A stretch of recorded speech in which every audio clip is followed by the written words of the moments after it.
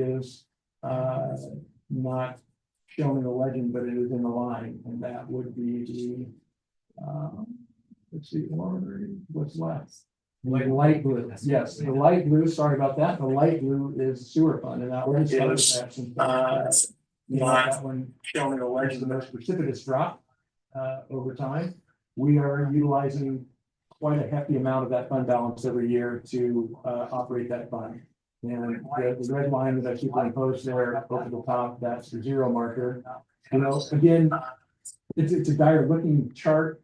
Those out years are not fully, those are estimated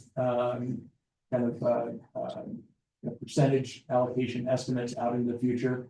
It does take into account a pretty decent estimate on capital expenditures, and that's with reduced capital expenditures.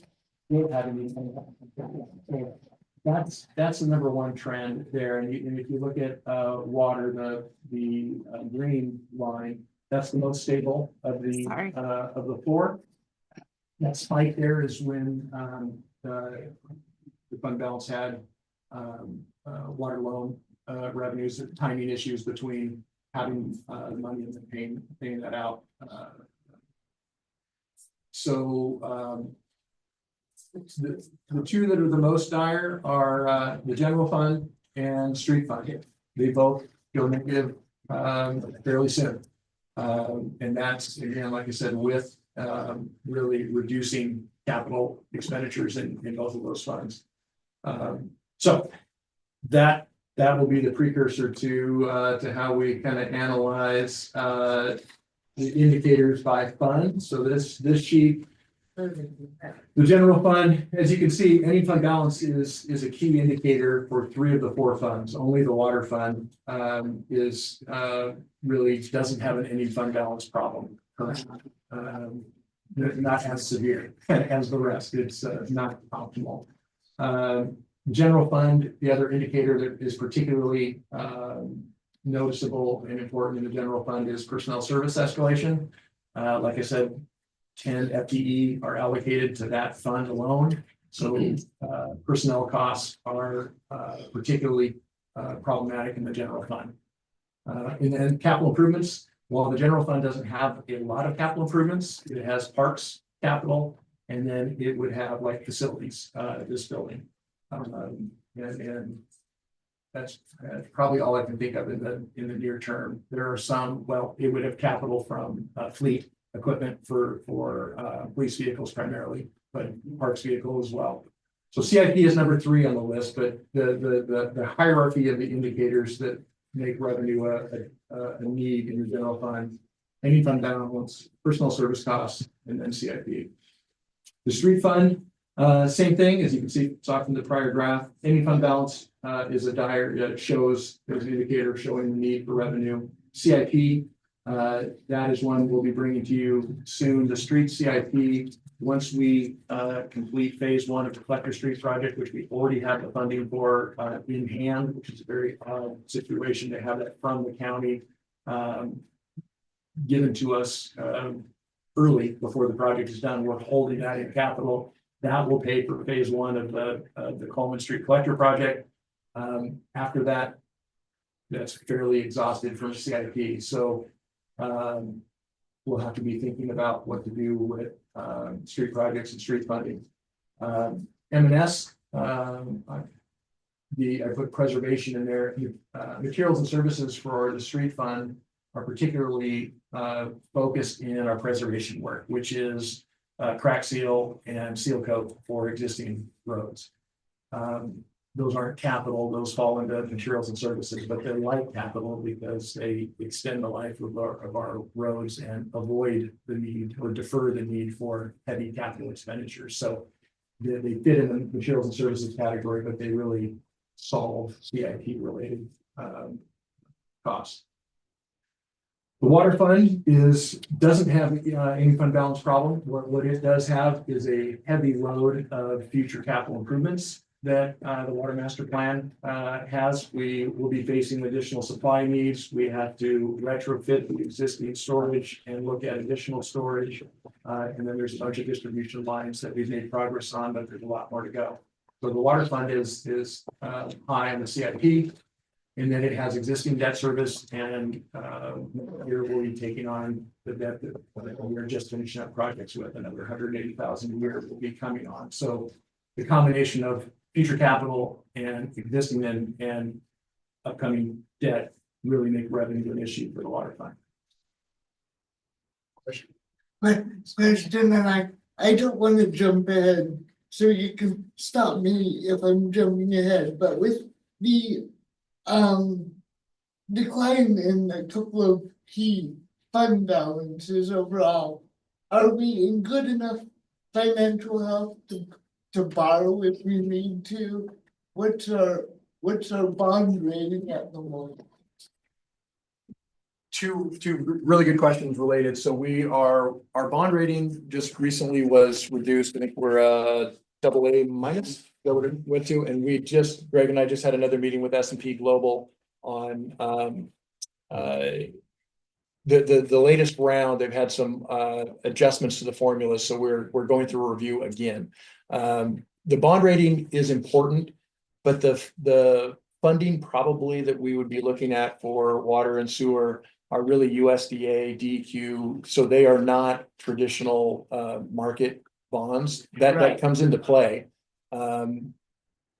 What probably is more pressing is the first part of your question, which is having low fund balances will make getting additional capital through loans very difficult. So that's what I had thought. Yeah, it's great.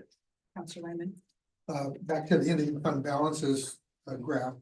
Yeah. The water ending fund balance, does that graph reflect our expenditures we're gonna need to do Emerald Valley? Is that the subdivision? No, Pioneer Valley. It has, yes, in the 27 or 28 year, it's one of the few future capital projects that's still in that budget timeframe. And so that's factored in on that. Yeah, and we'll look at that in more detail when we bring the CIP to you. That's a great question. Yeah. I want to remind each of us that have been on council for a while. And many of you have heard, this is not new information. We have been seeing the decline or the potential decline in ending fund balances for several years. I think and correct me if I'm wrong, Adam, but I think at one point, until fairly recently, we included the SDCs in our general fund, and that sort of artificially inflated, made it look a lot better than actually it is. And again, SDCs are restricted. So while they made our fund look good, we can't really, they're not usable funds. Yeah, it's a good point. And really that graph, what we wanted to do was move SDCs out so we'd have a clearer picture of what our true fund balances were, but we couldn't, because if we did, we would have a negative fund balance all the time in two funds. So that shows how challenging these fund balances are, because they really are, propped up by restricted funds. That's part of that resiliency arrow target is we've got to set fund balance targets, and we've got to wean those fund balances from SDCs. And eventually, I think it'll probably be several years before we'll actually be able to actually remove SDCs from the funds and put them in their own funds. That's when we meet with S&P Global, Greg and I, they definitely note that they recognize that the fund balances that we carry, especially in the general fund, they subtract that out. They do not include that. So when they're evaluating our bond rating, they're evaluating that general fund minus about 250,000 in Parks SDC. So these graphs include SDC fees? They do. Okay. They do. Yes. Yeah. Our plan and our goal was to remove them, but we were not legally from an audit and accounting practices could not remove them because we'd have a negative balance. It's legal to have any fund balances utilize SDCs to do that. it's just, it's a great point. It's a big asterisk to the conversation. Yeah, so thanks for that. So that's really, maybe I'll pause real quick and see, we talked a lot about the indicators and then really kind of went through that with each fund and talked about why. I don't know if there's any questions on kind of why those are drivers, if there's any other, anything else, and then we can get into what we're proposing for, rate increases for the first phase, which is utility rates. We jumped into that and ripped the Band-Aid off of that one. All right. So, a lot of the conversation I think it'd be good to have is about scale. And, I don't have a slide for the general fund stuff because we're talking utilities today, but the general fund fees, we'll talk a little bit about before we finish the meeting. But what we're proposing from the staff side, or what we will be formally proposing from the staff side in December for the December council meeting is a water rate increase of 4%, sewer rate increase of 6%, and a transportation, that rolled over, transportation utility fee index, adding the index to it, which is 0.9%. That one is, I'll get to that one later. I'll set it aside. It's very, very minimal in the actual revenue, but the purpose is a little bit different than just this year's revenue. Water rates, the rate study that was done in 2018 or 19, I think. I'll bring a reference to that to the formal meeting, but it has a rate model projection of between 2% and 5% rate increases on a kind of a curve that matches, rate design really looks at what are your future capital projects, what are your fund balances need to be for the loans, as Councilor Bowman said, to actually be able to get loans to complete those projects and pay that debt service over time and take your operating, your day-to-day, year-to-year operating costs into account. So the short probably story is utility rates should go up every year. There is no ability, and you see that in electric, you see it in natural gas, you see it in all things. Either occasionally, about 4 years ago, Pacific Power did a residential rate freeze. Well, what they did was they shifted the rate increases to the commercial industrial sectors, and to get theirs, and they flattened the residential rate. And now you see the last 2 years, those rates are going up substantially. So what the goal really is from a rate design is to smooth that out rather than having a big spike of 7, 10, 12% because you have a big project or you have a new debt service, and then you normalize it down to 2, 3, and you go up and down. The goal of rate designs for both the city, the organization, and for the customers, the residents and businesses, is to have a little more predictability and a little more containment of the spikes.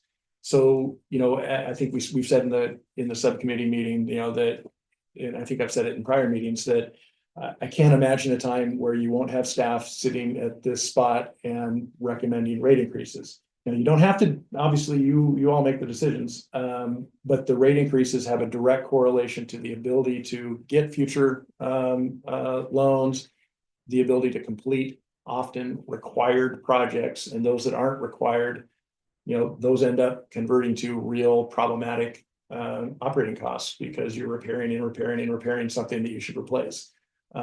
So while they are at the discretion of council, often the toughest part for you all sitting in these chairs in every city in Oregon and probably beyond is that utility rates aren't as subjective and optional as they might sound to customers and sometimes to new counselors. The previous water rate increase, wasn't it close to 7 or 8%? There was one, I don't think it was last year, it might have been the year before. I can give you a rate history for in December. I'll include that. But yeah, there was one not too distant past that was 7. Yeah. And the previous year was, I think it was 3. There's So the rate model has generally been followed in water. I think it hasn't been followed quite as well in sewer. And that's as you see when the fund balance slide, that isn't the only reason the fund balance is actually it wouldn't, a 6% increase as you see from a scale perspective. We're utilizing $300,000 to $400,000 a year in fund balance, bringing it down each year. This only shores up 50,000. So a 6% rate increase does not at all solve the fund balance problem in sewer. It starts to turn us.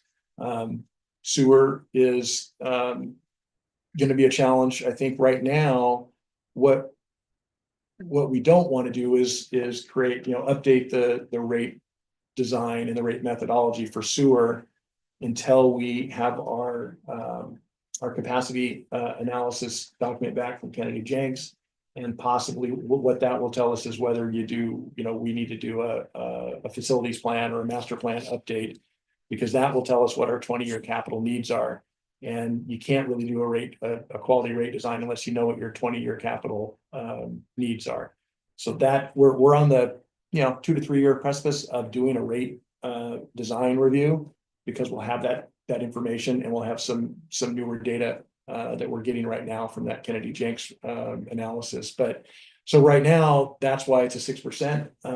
I think looking at the short-term crystal ball, 6 to 8% a year until we get a rate design done, and then see where we are is likely what you'll hear from staff on that.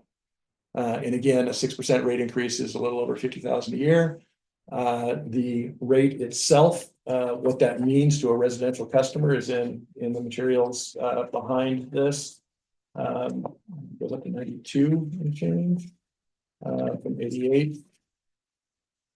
It is from 88.43 to 93.74, which is always sticker shock to our customer base, and it doesn't soften the blow to say that, well, others in the state are higher. Factually, that's true. We're not in the highest quintile, I guess, that the studies show.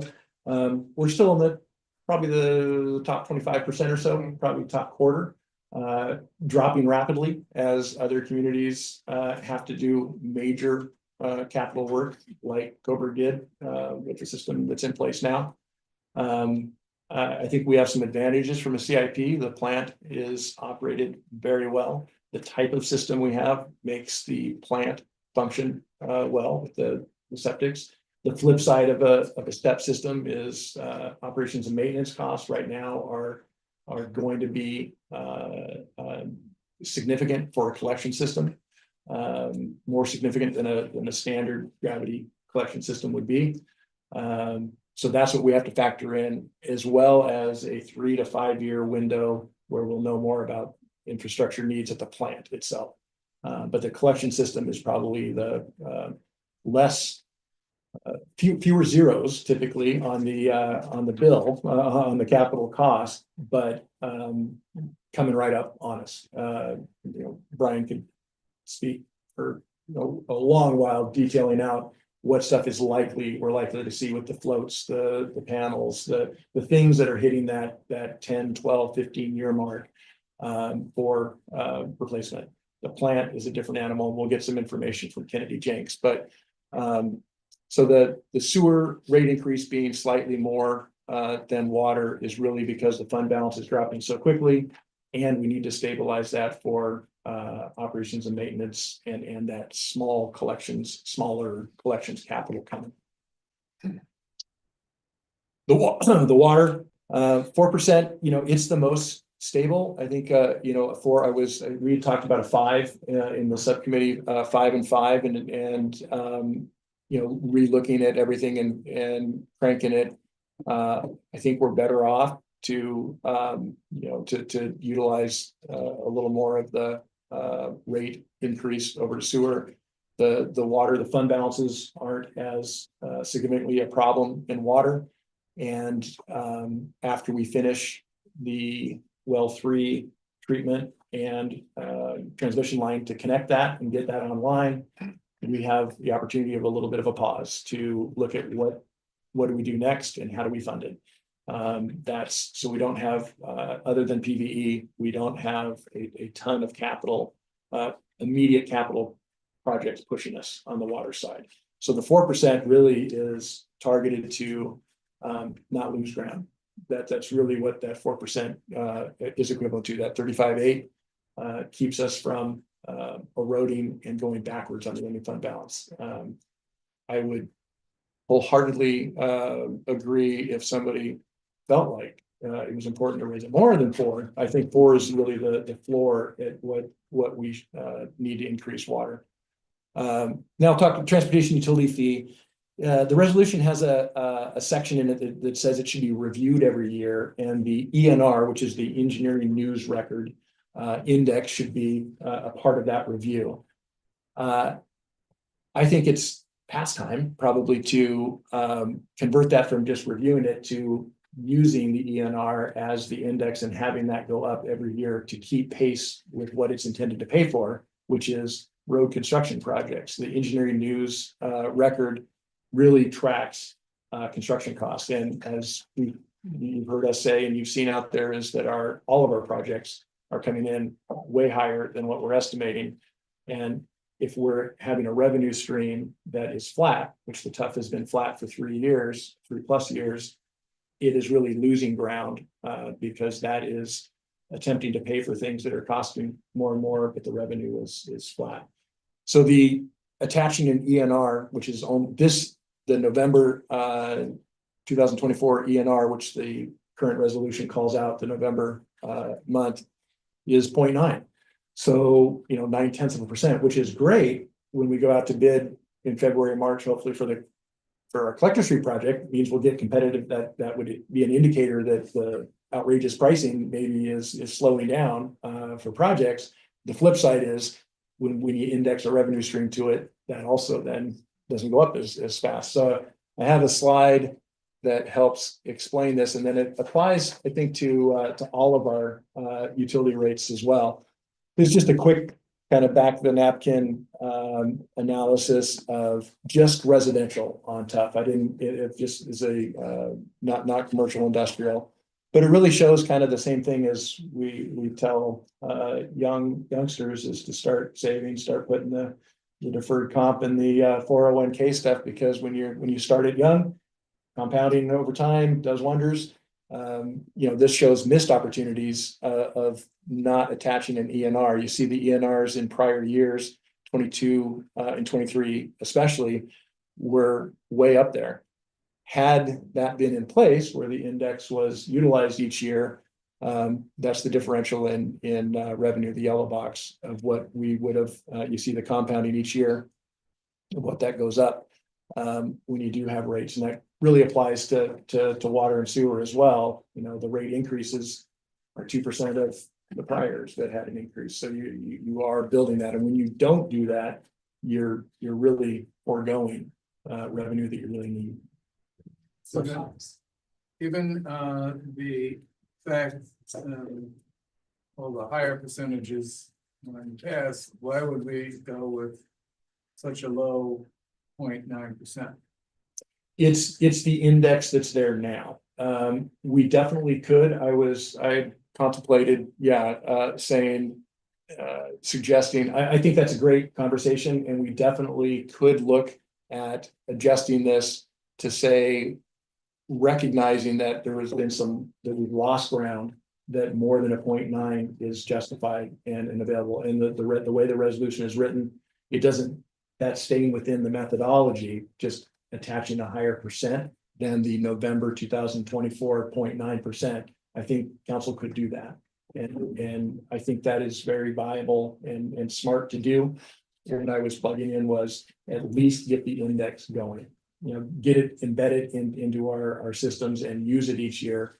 If you want to use it and do an adjuster to kind of catch up for some of that loss, I think that's very justifiable with our methodology. It makes sense. I just didn't put it in there. I think either way you look at this, the TUF is really one of 3 or 4 revenue streams in our street fund. It is, I'll go back, revenues I've estimated 163.5 for this year. A 0.9, is really, so, 1% probably is around, $1,600.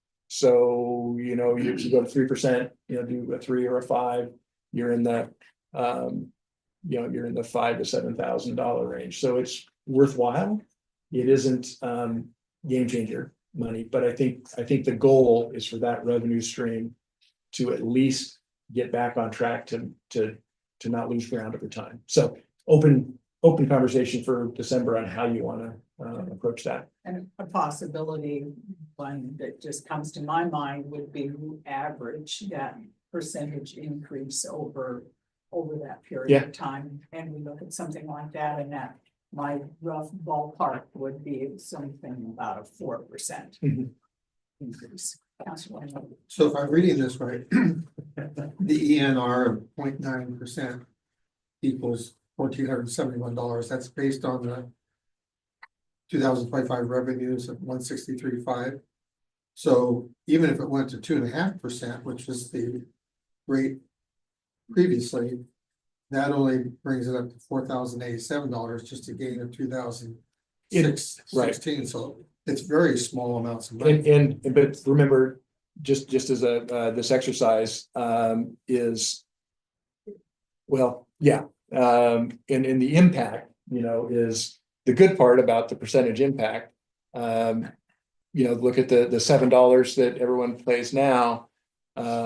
It's not a huge hit on customers. It's an increase always, but it is not, you talk about 5, 7, 3, 5, 7% on a $7 fee is not too substantial.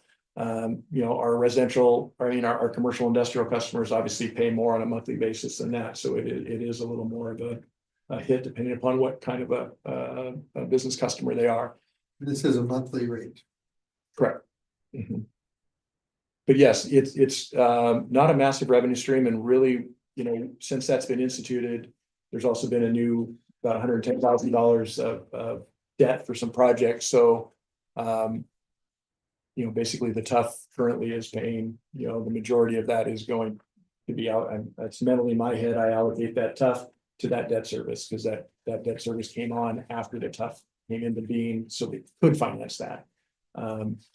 So we that revenue is somewhat spoken for in terms of paying existing debt in the street fund. But that one is probably the most open because it has not been changed since 2021. For next month. The other thing you could do is, rather than increasing the percentage, you could I'm speaking as a city councilor, when I look at the bill, I'm gonna be in. Anyhow, you could stick with the 0.90% and then raise the floor up to, somewhat catch up, rather than saying we're gonna increase it, but we're trying to play catch up, so there's a $2 increase. And then 0.9% on that, whatever. Yeah, it's another way to go. That one from a pure rate making methodology part is a little more challenging because now you're monkeying with kind of the original methodology that came into being. So that the ENR percentage and adjustment using accumulated ENR, I think from a methodology standpoint is a safer thing, and you don't have to go back into the ordinance and the pavement management system and capital projects and all that stuff. But either one gets the same thing accomplished. So this one, we'll go back to if we want to go back to the recommended increases, but this gets into kind of broadens the conversation that we had together with the subcommittee, and just trying to get a sense of where these revenues help us and where they land. And what we're talking about tonight is primarily, only that top one, and that hits those 3 funds. The TUF at the smallest level, water and sewer have relatively equal revenue streams, pretty close. And so those rates are, bring 35 to 50,000 a year to each of those funds. So then when we talk, as we're coming into the next phases, in future work sessions and along with the budget, really looking at, as you could see, our most dire fund is the general fund. So the focus will soon shift from utility rates and more into general fund conversations. And those are a bit dicier in that there's a lot more subjectivity for those. There's a lot more open, the methodologies aren't as tried and true. They're more for covering operating costs. And they all have pros and cons to them. But I'll just kind of do a teaser for the next conversation. Before I hit the teaser. Yeah. Sorry. Just for clarity, we currently don't have a diesel tax, correct? Right. So should we add a line that shows the gas tax? To differentiate that we have a gas tax, but not a diesel tax yet? We can add the gas tax to this list if we are contemplating raising it. I mean, this is a list of things we're contemplating making changes to. So yes, I could. Yeah, Yeah. I think that everything's on the table. Okay, I'll do that. I'll make sure we do that. Yeah, I had in my head that one was set. It's decently good to. Yeah, from the gas. It's a hefty not one. The diesel. It's a hefty one. So the gas is already at a rate that's in the top tier around the state, but 6%? yes, yep, Well, but our diesel, we haven't touched it. No, correct. There is no. we did not. Right. So, clearly those two, the tree fee, if we look at the ones that have the check mark by the street fund, we'll just hit on that. Diesel tax is from a scale perspective, addressing some of our problems. That's the big kahuna for street fund. So that's but it's, it's got some, it's got some challenges, but definitely one that will be looked at, in this next grouping. With the subcommittee and then back to council with the budget. The tree fee increase and the storm system fee. The storm system fee is really, that will come to you kind of in conjunction or trailing the stormwater master plan. So we will have a stormwater master plan in the spring where we will be creating a stormwater fund. We'll be likely asking to create a stormwater SDC and a stormwater kind of an operating maintenance fee on the utility bill. So that'll be kind of packaged together that right now the work that we do in storm drains is in our street fund, and that's on its way to needing to be separated. There are separate regulatory things with that, separate costs. So the tree fee is a good that one we clearly are not collecting enough revenue, and we deal with trees far beyond that revenue stream. So if we are really looking at having adequately addressing some of the challenges with that piece of infrastructure, natural infrastructure, increasing that from its current $2, I think would make a lot of sense. Going uphill from that, the park and open space fee and the public safety support fee, those are both just like the tree fee. They'd be a fee on the utility bill. That right there is the number one tool that cities around the state are utilizing. That in lieu of the inability to address their general fund with property taxes with Measure 5 and 50, that is the most common way to bring in necessary revenues for general funds. For Coburg, because we have a small customer base that utility accounts 640-ish, you can do the math pretty easily. $1 times 640 times 12 is about $10,000 a year in revenue. So every dollar that is on the utility bill as a fee is about $10,000. And that's what the tree fee is $2, and it's just under 20,000 in revenues right now. So there are cities that have a $20 to $50 a month either park or public safety fee.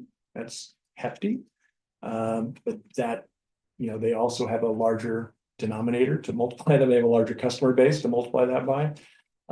Eugene, right? right here is looking at something very similar for their shortfall in their general fund. They're targeting it to fire, but it almost, I mean, it matters what you target it to and what you connect it to, but they do the same thing. They bring money to the general fund. And so that conversation we'll be having in the subcommittee more, and then back here with you all in the spring is how do we want to fund our general fund? And though that is the most common fee, and it's impactful to those that receive utility bills. But it is the tool that rectifies a very problematic general fund and fund balance problem. I remember, I think I remember correctly that we were working with someone, an external group to do a community survey. Yeah, and that'll kind of coincide with the spring, January, February. So it's a U of O undergraduate class. It's called Real World. Yeah, it's Real World something. Megan is leading that, and it's actually paid for through Lane County, and but they offer it up to different cities and do different things. And this is a community survey that we'll be putting together. So that'll come to you probably in February, and then that group will do a report on their findings in the end of their term. So in March, I guess, yeah, it's going to be a tight, to fit their one term. It's a really challenging timing schedule, but the goal is to really set some, get some very general service level questions, probably focused primarily on the general fund activities, to get a sense of, what service levels, what do they feel about the current service levels? Are they adequate? Are they, is there, the attempt is statistically valid sampling, but it's, it may not end up being, it's hard to do with this sample size. But I think we'll get some really good information back. And so there'll be a little outreach plan that goes along with that. The class is responsible for creating the survey with us, but also the outreach program for it and the communication about how to present it.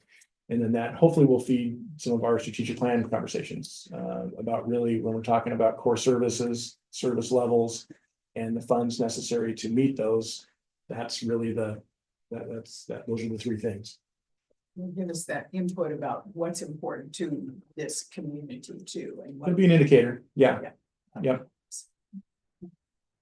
I just had a quick question. I got my property taxes and I noticed that the fire district, where you said, 40 or 50 a month, we do, I want to say it's about $500 a year on our property taxes goes to Coburg Fire. Right. Do they have the ability to be included in the property taxes because they're a district? Right. And so for public safety, you wouldn't be able to. No, it's general government from a local government. So the amount that is on your tax bill that goes to the city, which is a small piece of that total tax bill, that goes all the general fund. And that in cities that have a, like police and fire department, that property taxes goes to public safety broadly because it's multiple things.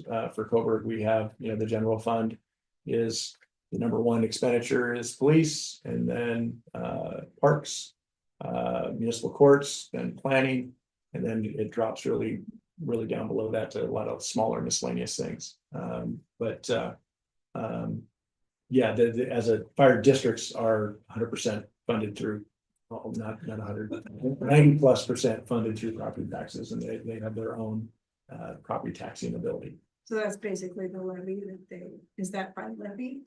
Well, they have a base rate, so they have a base property tax, and then many, especially rural, but not only rural, fire districts also will have a 5-year operating levy. Okay. Yeah, in addition to be able to function because they have the same problem.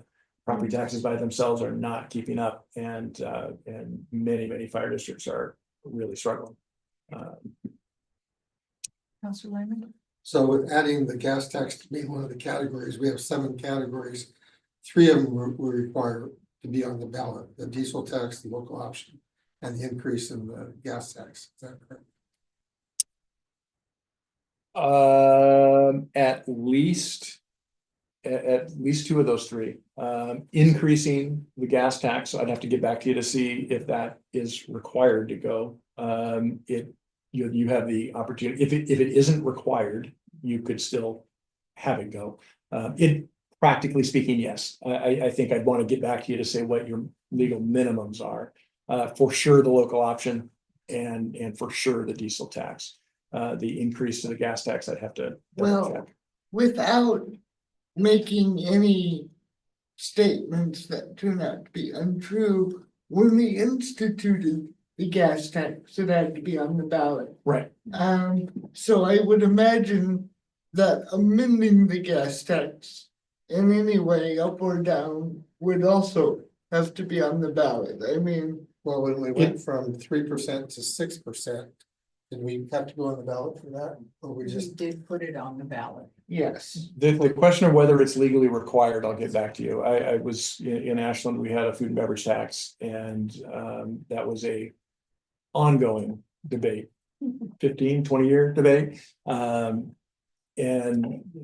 I was on this side of the ledger that, and so was our city attorney and many others, that it wasn't required. Now, the council chose to every time. And I think that makes sense. But I want to make sure when I'm saying it, what is legally required versus what you may want to do. But for sure, the other two, they do require that. And when we get to the timeline, I've kind of embedded that in the timeline. That's why those are kind of in that third grouping. We don't really, my recommendations, we don't really have the time to wait on the park and open space and public safety support fee conversation to package those with the diesel and the other stuff. We need to get some revenue in the general fund short term, quicker than that. So just to finish that thought off. What we talked about as a subcommittee, it's not part of the recommendation for tonight, but it's coming in, January, February, March timeframe. Is, right around a $5 per, $5 park and open space fee, $5 public safety support fee. That is a total of $100,000 to the general fund. That's $50,000 for each. That would be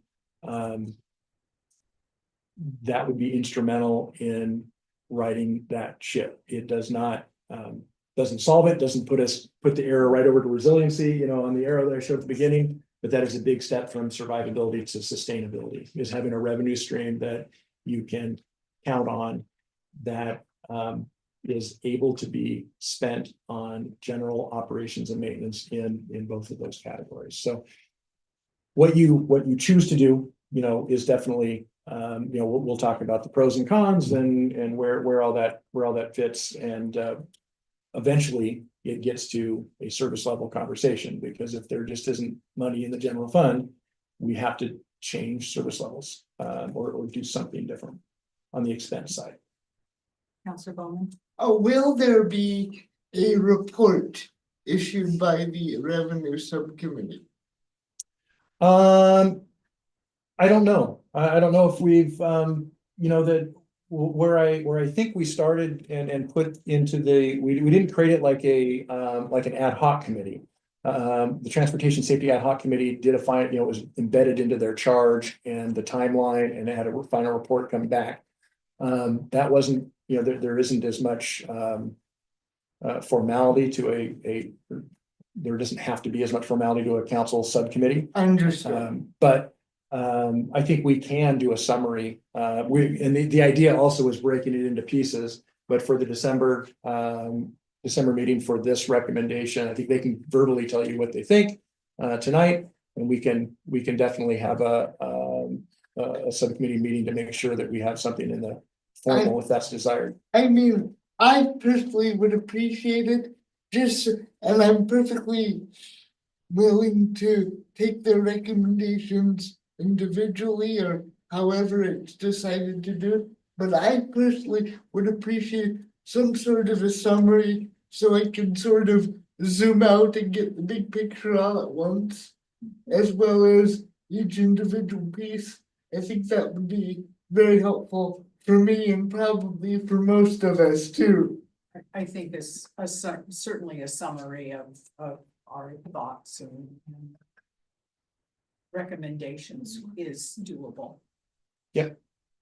We can definitely do Again, that. it comes to the council in total to make the decisions, but we can certainly give the summary and our recommendations. I think that would be helpful just to digest it on our own time and.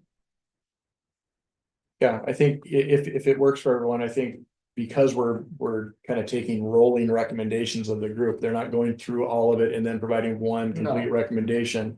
I think we can maybe make a template or a format for how we do that and then just do the first set. That'll be in the December when we talk about utility rates. And then when it comes to the next, we'll do them set by set. By the time it's done, then they'll have all three sets, and that's kind of the formal final record that has all three recommendations. Yeah, great. I have a question. As we look at a public safety fee and we look at an open space fee, would we be evaluating that every year? Or would we just look at it as a flat fee? That would be up to the council, I'm assuming. Yeah, from a rate design, that would definitely be up to council. As we've talked tonight, I would highly suggest that it be structured in a way that it goes up, or at least it's defaulted to go up by some predictable amount each year. That is always, it comes to council. Council can choose to not enact something, even though the formula, you could say, well, yeah, the concept and the ordinance that created it said, the intention of having to go up, you can, override that. I would think we'd want to build it in a way that it doesn't have the same fate as the others, where it stays flat and it becomes a lesser revenue stream over time. But that is, the good and the bad of these kind of fees are they're very malleable to the council. So you can put them together how you see fit, and we'll make it happen. I did have the opportunity to look back on a 2007 water rate study. At that point, it was, and again, $2007. It was recommended that those fees go up at a minimum of 2% a year. I don't think we have necessarily hit that target. I can remember once on my tenure as a council person that we actually decreased, I think it was the sewer rates that so the wastewater rates. And that was a council decision, but at that point, the conversation was, things are going up, but council made that decision at that point to actually decrease that rate. Yeah, and I think 2%, that's, I think, kind of a historically common number that I've seen and familiar with in prior cities that I've been at. I think given the last 6 or 8 years of the economic climate, that's inadequate. When you think about what is required to operate the systems, it takes people still. We can't automate people out of it. We can be as efficient as we can, but the most efficient thing is human oversight to the automated processes. And there's capital costs, and there's operations, maintenance, and regulatory, high levels of regulatory. And in the immediate previous city I was at, that was a huge factor in kind of getting both the council and the communities mind expanded to actually get out of the wastewater business completely and connect a large pipe to the regional system, because wastewater is probably the most regulated business a city can be in, from operating operating short and long term. It has high capital costs for anything you touch, and and those regulations never get less. Those regulations increase, and you have a lot of liability exposure, 24/7 operations. It's and in a very challenging select certified workforce that it's increasingly hard to come by. We're gonna be experiencing that here in the near term about how we shore up our staffing, and likely we'll have to pay more than what our salary schedule currently allows for that.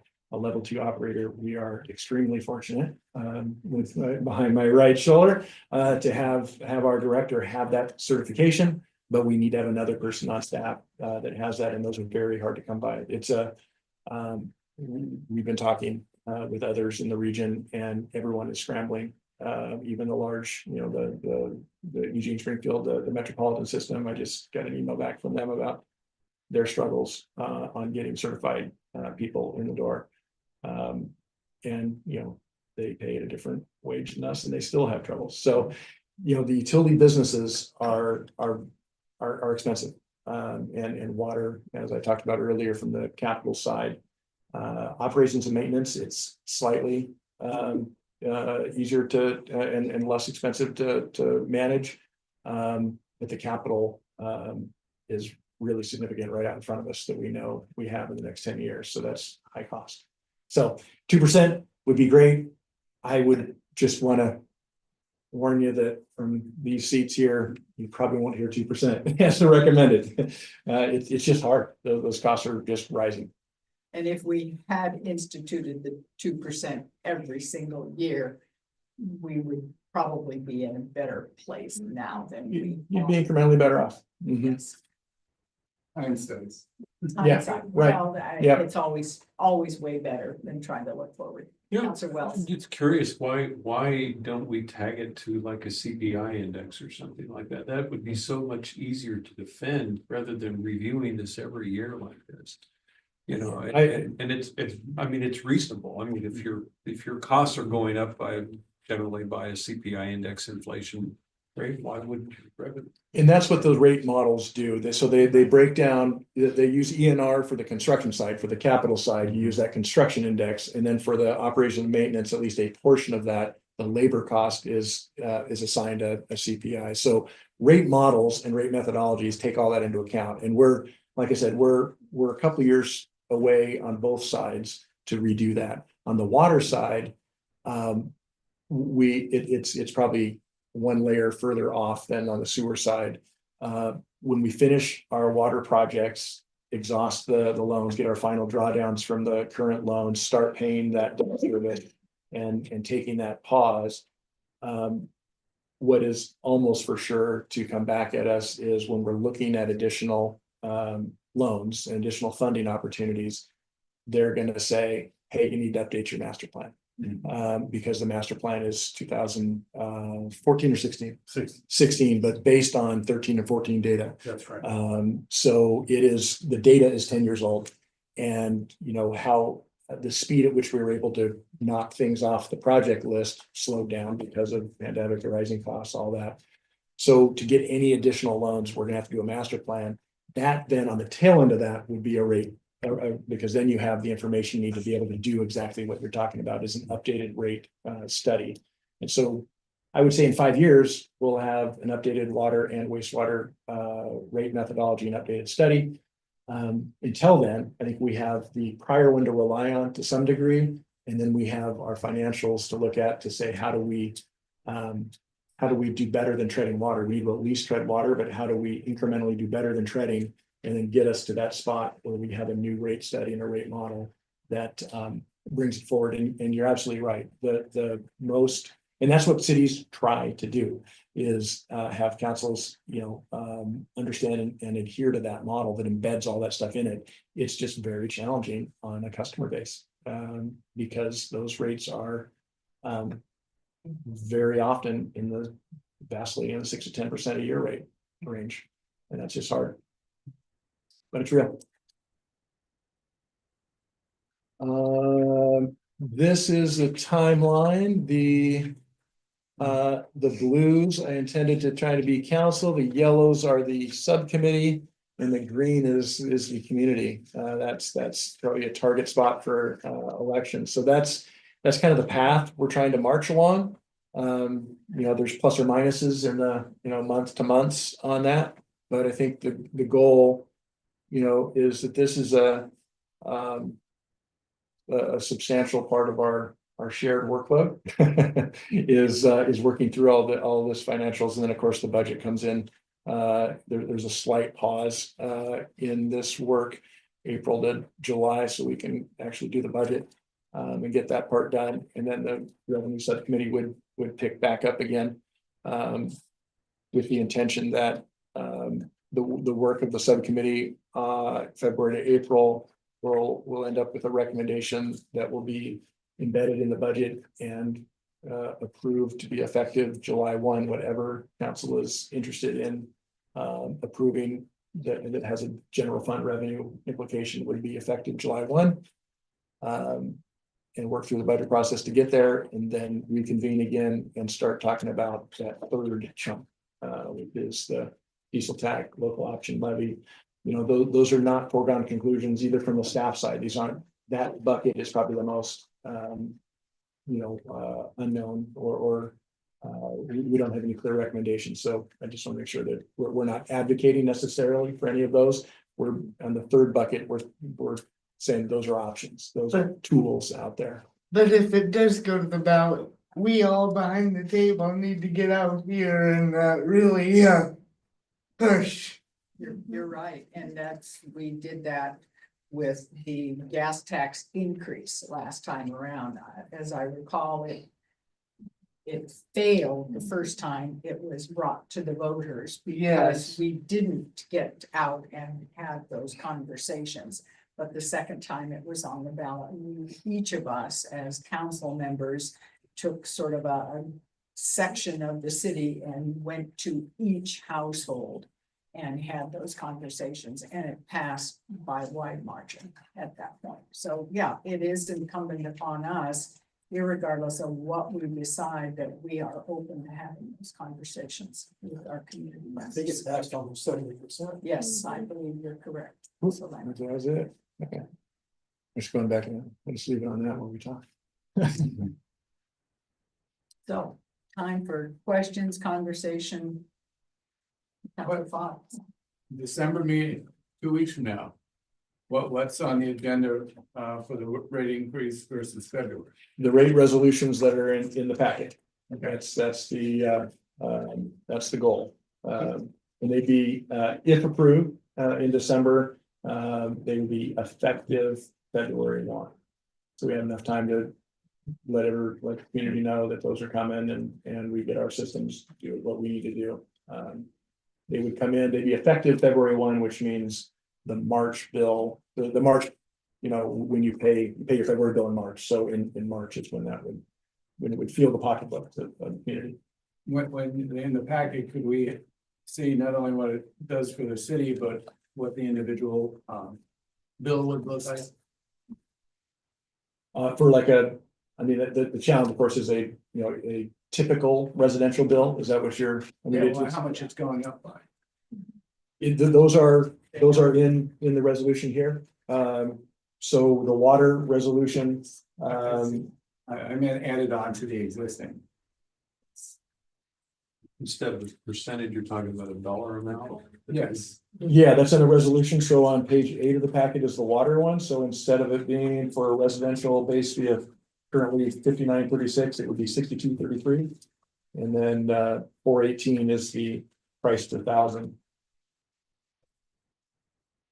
And then on the sewer, it's based on an EDU, so Yeah. the single EDU would be moving from 88.43 to 93.74 a month. And again, that's for a single EDU. That's the basis. Commercial accounts would have different. Okay. It's hard to read with the red. Yeah. It's still quite a bit. It's not as much as I thought. Councilor Lyman? So for any revenue option that requires a ballot measure, what's the earliest date for the next ballot measure that would take place? Is it May 2026? It is May, unless, if Yeah. we call a special election, we have to pay for that. I believe that in May, it would be something that would be expected in the county.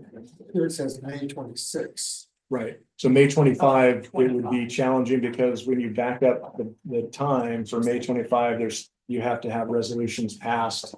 Then probably, Sammy's not here, but probably January, to be able to then get it into the county and get it on the ballot, and you have, there's no real practical way to get it on the May 25 ballot. So it's a year and a half off of anything like a gas tax, if we have to, Right, gas tax increase. Okay. Or diesel tax or local option. unless we pay, which I've had some experience with that, it's depends on the county, but 20 to 30,000 probably to pay to do a special. That's a And that hassle. turned out so young. And then you have turnout, you have a lot of different issues with that. I think the best bet to get to really have the community decide things is the general. And yeah, we would not, if we back up that timeline, we wouldn't make the. And that gives us more time to really wrap our heads around what we need to do, and I think it's more prudent that way, because with the general election, everybody is already in campaign mode anyway, so we can really afford to push the boat out. My experience, just doing frontline stuff, people could care less about a special election. Right, You're less revenue. So- Counselor Lehman? And on the lodging tax, with the truck and travel. Wiping out their lodging, would they have like 10 or 12? right. What kind of impact will that be for us? Yeah, that's a challenge. We talked about it a little bit as the subcommittee, two challenges. One is it's probably setting the stage for future revenue more so than current. There may, it would be, I think, prudent to have one in place before a hotel comes in for pre-app, or, in the next 2, 3, 5 years, ever. We currently get, a share of the county lodging tax, and that is for some of our tourism-related economic development. The challenge, even with the local, is that 70% of that is restricted by ORS to state to tourism-related expenses. So only 30% of whatever we raise from the lodging tax is available for general fund use, unrestricted. So it's definitely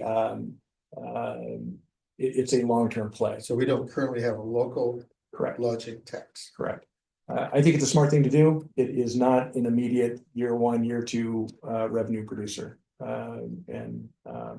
There is, I've been involved at state level for a long time on changes to the ORSs to expand the definitions of tourism, to expand the available uses of those funds. It's met pretty hard by Orla, the restaurant and lodging associations. It is a constant high priority though of League of Oregon Cities. And there's talked again about, I think they run it up every legislative session. I think there's a chance actually to have that be a more flexibility in its spending. By the time we get one in and actually get some revenue, I think it'd be a more useful tool, but it is not a significant driver of revenue for us in the general fund. But we'd also, at that point, have to look at short-term rentals and things like that. Yeah, it's Yeah. any under 30-day, and it does have some administrative, costs to make sure that we're having a system that the state collects it, but are people, do we know about them and do we get them in the system and all that stuff? I've had a lot of years doing a lot of code enforcement on transient lodging. So Counselor there's Lehman? no lodging fees for RV. Yes, there are. So That would be a starter kit revenue stream for local. Mhm. Okay, so It's a challenge. It's not universal. There's paperwork that I don't know how many are over 30-day and how many are under. So there's a little bit of gray area there. I haven't personally been involved in any auditing of that So a lodging fee would be a revenue stream from RV if they're over 30 days. if they're under. Under 30, Right. Oh, I see. Right, and I don't know what the longer term residency is currently in each of those facilities. I've heard different numbers, and So a lot of work to do on that. Yeah. Before we can. Yeah. Really. And then go. 30% of that is open-ended general fund money. The rest of it is restricted.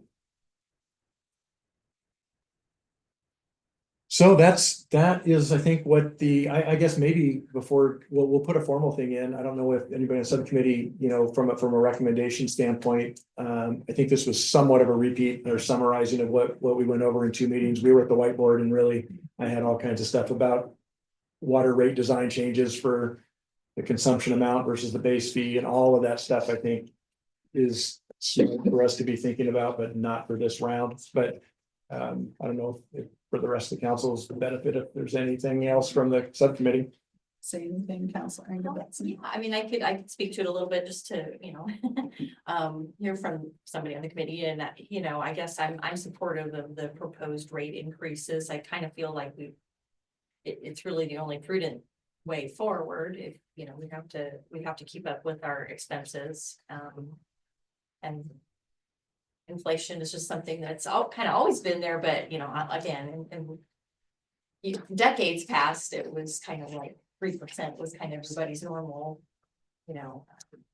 assumption on increasing their budget to cover inflation, but obviously, that's not going to cut it anymore, at least not currently. So I think we have to just be realistic and be able to increase these to cover costs. And I know it's hard for the public, like, we're going to pay the increase as well. If we were to go through with that, if we approve it, but we can't allow our city to go in the red either. So these are the tough choices we have. Counselor Smith? And I agree with Counselor Engelbretson. It's always hard because you are looking at people that it's going to be a hardship for. But the tough thing is that you can't put in a system and let it fall apart because you can't maintain it. That doesn't help anybody in the long run either. You're passing the buck then to other people. And I guess just for perspective, about 4 years ago, my neighbor at the coast put in a septic system and it cost her $10,000, which was a hardship. I was down there last weekend and there's another one that was just put in. I stopped and asked the gentleman how much I needed to save, and he said 30 to 40,000. So when you look at, oh gee, a septic system costs you a fortune. If you look at our sewer bill and amortize that amount of money out, we're still getting a pretty good bang for a buck. Well, but I think, again, sitting on that subcommittee, these are not easy questions to answer for any of us that live in the city, any of us that make these kind of decisions. But I would echo what Counselor Engelbretson and Counselor Smith have already said, that we have to be prudent in how we move forward, and we certainly have to be meeting and keeping up with costs, and hopefully at some point saving some money, as we all work to do, so that when there are those unexpected expenses, there is a cushion there. We cannot always rely on getting grants or getting loans. Those pockets of money are getting, what I see, smaller with more hands out for those same funds. I think we have to do the fiscally responsible thing as much as it pains any of us as individuals. But on the bright side, the increase is not as much as I thought it would be. So when you look at it that way, because frankly, I was expecting a double-digit number. We haven't made the recommendation then. Well, It can be. I mean, honestly, I don't mean to joke about it, but these are really what we're looking at, is trying to bring you the minimum sustainable that gets us turning the corner, not turn to the corner. There is justification easily in all of our materials for a higher increase. I think as we're on the tail end of our rate study and our rate methodology and our data that it relied on, I think it's harder to increase that number and have it be very clearly justified. This is a number that I think is very able to be justified about what is needed for the systems. But clearly, as Councilor Bowman, it very well could be quite a bit larger. And then we still would have a long road to go. So we will be seeing continued rate increases that the art of it, the art and science mixture would be to try and keep it under double digits. It's probably just a very talking point, kind of a target, is to try and keep it under that double digit. Councilor Lehman? Well, one statistic I think maybe we should find and include in our informational package to the community. I read some statistics that compared the inflation costs, but also showed average wages went up 6 to 8%, I believe, last year. Mhm. So even though a cost might go up of 4% for the water fund, and not everybody in the community got a 6 to 8% raise. But actually, that was just a wage. It was like 9 to 12% with benefits. Right. So Mhm. on that side of the ledger, we're under the radar of what the general costs are.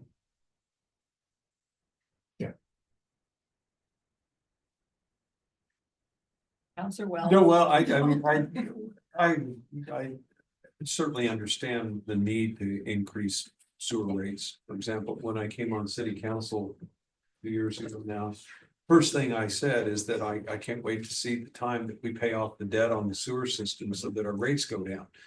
And I remember looking at the 5 councilors that were sitting over here, they all had this, blank stare at me like, those rates are not going to go down. If anything, they're gonna continue to go up, in some cases double digits, and it's a hard sell to the general community when you say, yeah, I know our rates are probably the highest in the area, but they're gonna go up continually. And yes, we're going to eventually pay off that bond that we took out to pay for the sewer system, but they're still gonna go up. And it's a hard sell. I have, tenants, friends every day saying, when are the rates gonna go down? These are the highest rates. I know you say they're not, and I know we say that other communities are going to experience the same kind of rate increases that we're experiencing now. But that's all well and good, except when you have to write that check each month.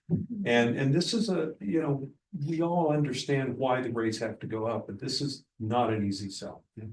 And then we should have to sell it. It's gonna be really hard to justify this. How do you respond to them when they ask you when are the gasoline prices gonna go down? Well, so they do go down, they go up, they go down, they vary, and it would be nice for me to say, look, yeah, you're right, these are high, but look at what Veneta's paying, look at what Florence is paying, look at what are these other communities, similar size, similar makeup, are paying in the area, and we don't have that information. Yeah, there was some in the I- prior handout, so we can I've seen update that,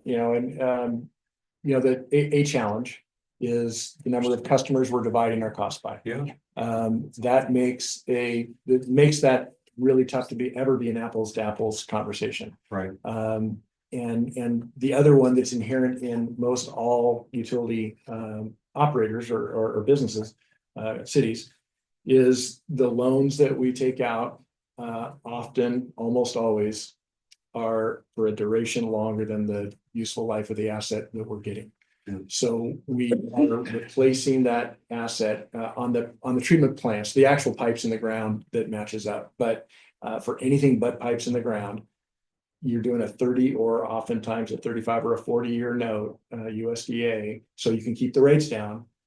But what that does is, before you're done paying that, you're layering the next one on it for either the replacement or the regulatory enhancement required to that asset. So it's a losing model. The model is really hard. well, and I think had we been honest with the general public back then and had that very conversation with them, we may not have a sewer system now. I mean, I don't want to say that the wool was pulled over our eyes, but I was under the impression that as soon as we paid that note off, that the rates were going to go down, and that's just not going to happen. And I'm not alone in that. Yeah, and you know, an interesting, it's a great thought exercise and conversation about what would happen if you don't have one. Talk about economic development, and what you would be allowed and not allowed to do as a community. doubt. You'd spiral as a community. It's a weird thing to say, but sewer systems are the backbone driver of the success of a community, weirdly enough, and water is right behind it.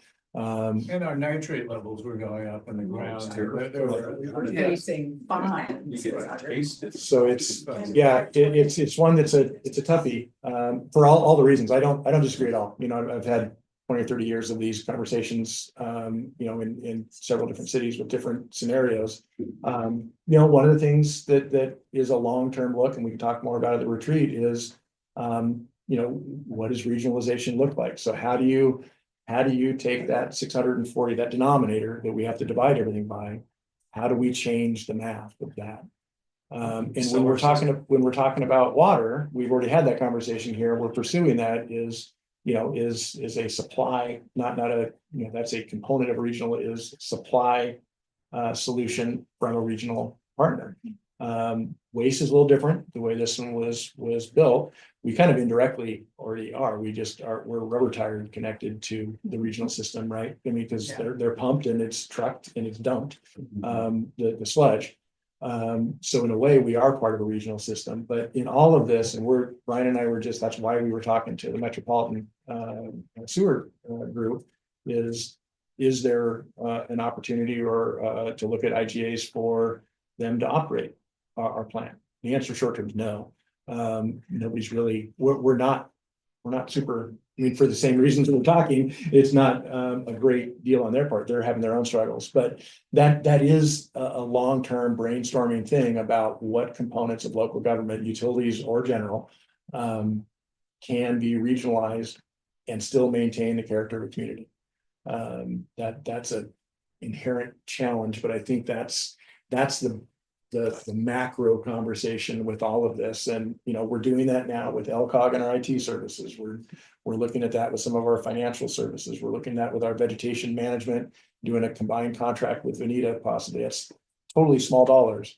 But the idea of having 241 cities all trying to replicate, do the same thing in the state, is, you know, now I'm soapboxing, but it's kind of a losing proposition. Replicating that, you know, that many things, replicating audits, replicating the financial software, replicating all of our processes.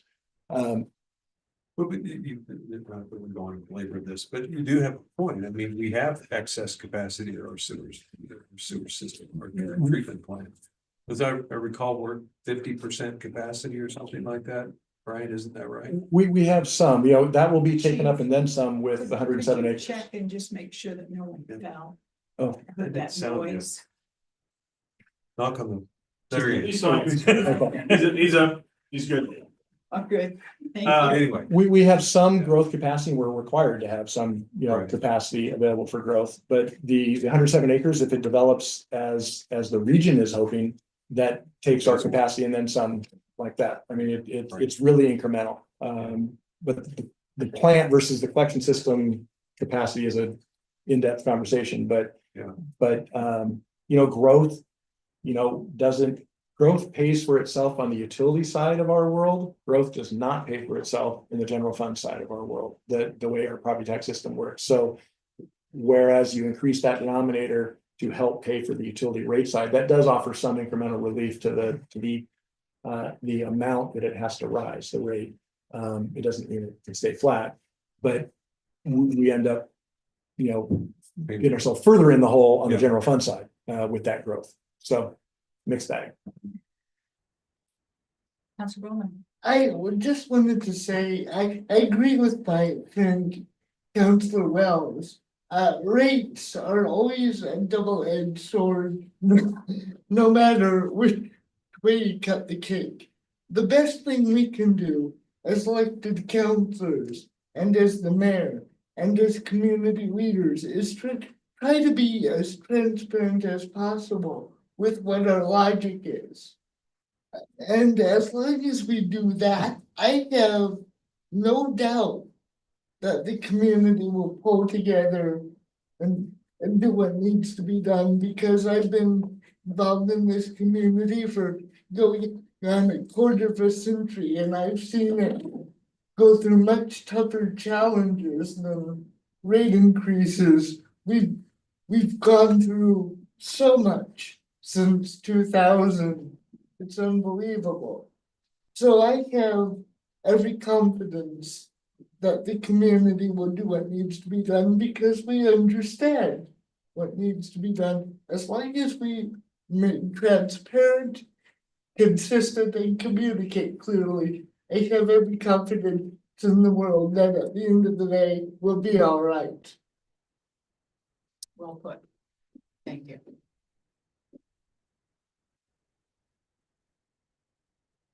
Anybody else? For the good of the order? Digesting? Well,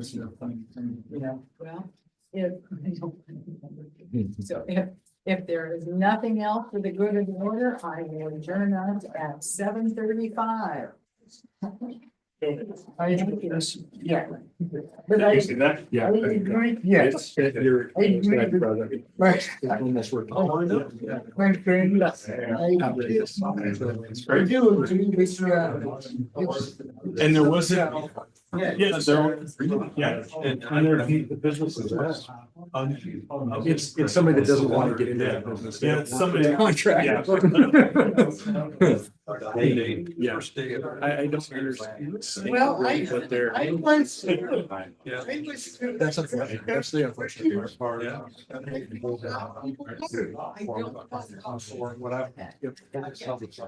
But we added, it added, yeah, 3 to 4 weeks to our process. Just put an email and said, hey, we're on it. Yeah, because we'd started it with saying we're trying to be roughly equivalent to FTE. Right. Maybe it They know that that's going to get out there. So. And not only that, but would council. they didn't listen to anything we said in the first meeting, especially me when I said. I have all the certifications behind it. You know. And then they come back with, oh, well, that's what we were hung up on. Well, people thought that was good. Yeah, we're going. I don't know if they're doing ragged and scattered themselves as a team. I don't know what's going on. I was clearly disappointed. Anyway, we'll see you more in the. Turn this off before we.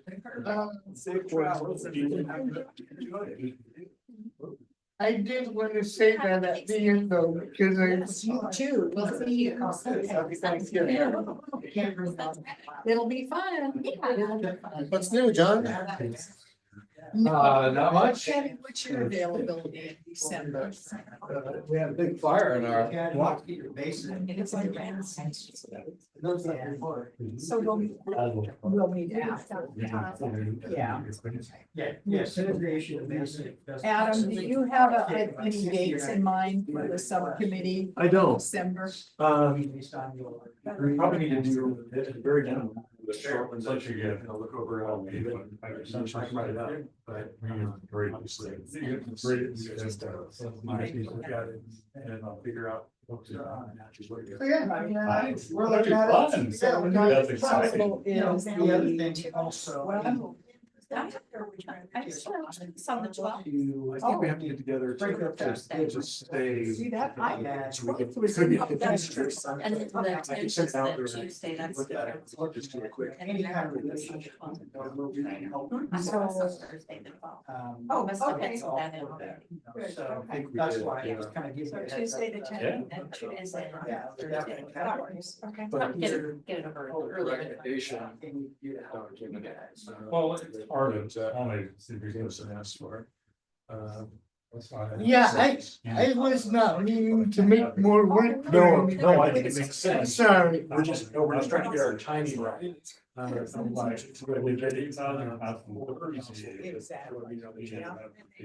Yeah, Yeah. I don't want to make any more unnecessary work for.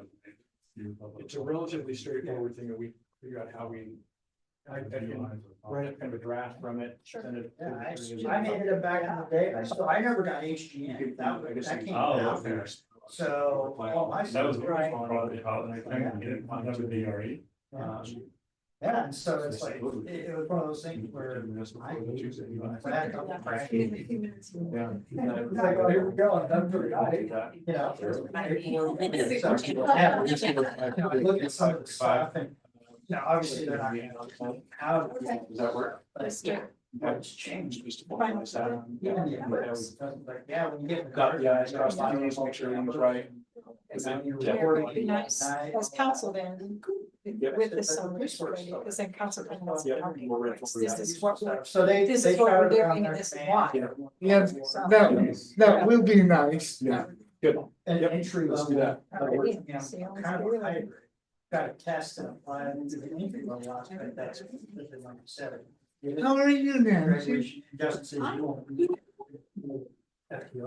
And Yeah. you got over Uh, illness? Yes, it took almost 2.5 weeks. Everything just. Did you have an upper respiratory? Yes, and it was terrible.